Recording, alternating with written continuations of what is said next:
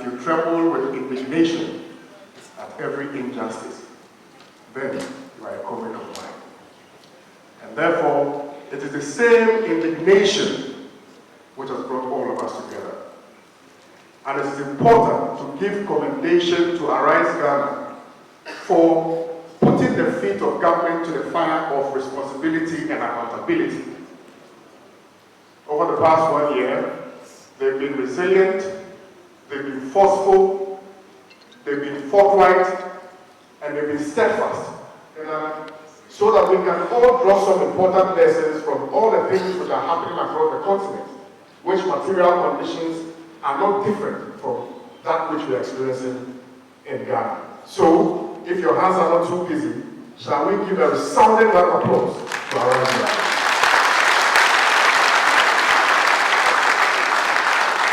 Thank you. And also introduces the program to all of us. So, if Dr. Zanetor Rawlings is here, okay, she's not, all right. Thank you very much. Right. So, shall we take some music then? And then we'll proceed with the program. Thank you.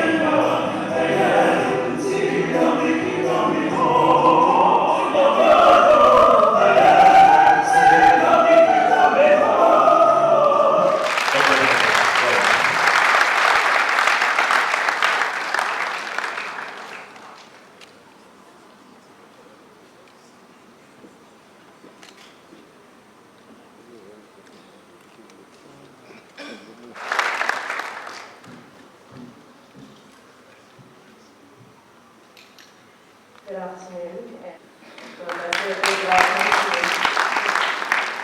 A big welcome to my colleague MP, who is acknowledging that it is the finest constituency of the North, and our dear comrades from Arise Ghana, and all politically represented persons here.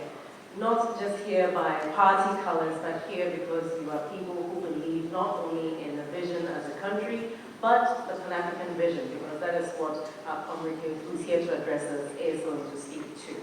And that's the kind of reputation he's earned for himself. I will keep my comments very brief because I think we are a little bit behind schedule so that he can have ample time to speak and perhaps we can share ideas. And so I will stand on existing protocols. If there's anyone else I haven't acknowledged, we will do so in due course. It's a pleasure to be here, and I'm glad to see that you're here, taking time off to be here to listen to amazing words of wisdom from a bit of a mover and shaker on our continent. I think that it's important for us to recognize that in being here, it's building of bridges across generations and across borders. We live on a continent that was carved out not by ourselves, where various families were split up based on their colonial masters, which has created problems that we perhaps are not really averting our minds to with regards to the severity of what these borders have done to our togetherness as Africans.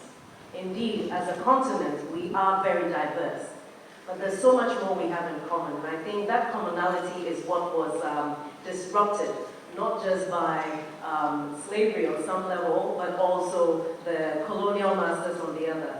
And unfortunately, we are seeing also what is a trend of the new masters who are those cloaked in the suits of Democrats, but are using democracy to undermine the very pillars that are supposed to encourage nation building.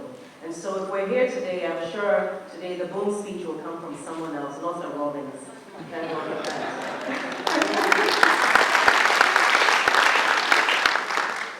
And just to put into context, we know that as a country we have a national security policy, and high ranking on one of the risks to our security is corruption. And corruption is now being said so many times that people are starting to become less sensitive to the impact of corruption on our lives. But whether it's in the educational sector, the health sector, whether it's in governance, corruption has become the canker that's eating us inside out. And if we as a nation are the home of democracy, and we indeed are supposed to be the gold standard, then we as the citizens need to demand greater accountability of our leaders. We need to be sure that we understand the processes involved so that people who feel they understand the processes better cannot use the processes to undermine the very pillars of good governance that we aspire to, that ensure that we have a secure future for the next generation.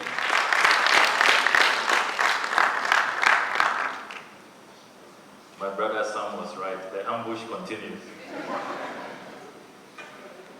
Comrades and friends, let me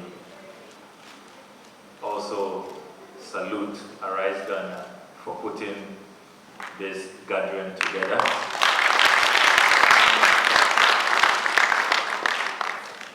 And I want to commend all of you for making the time to gather here today.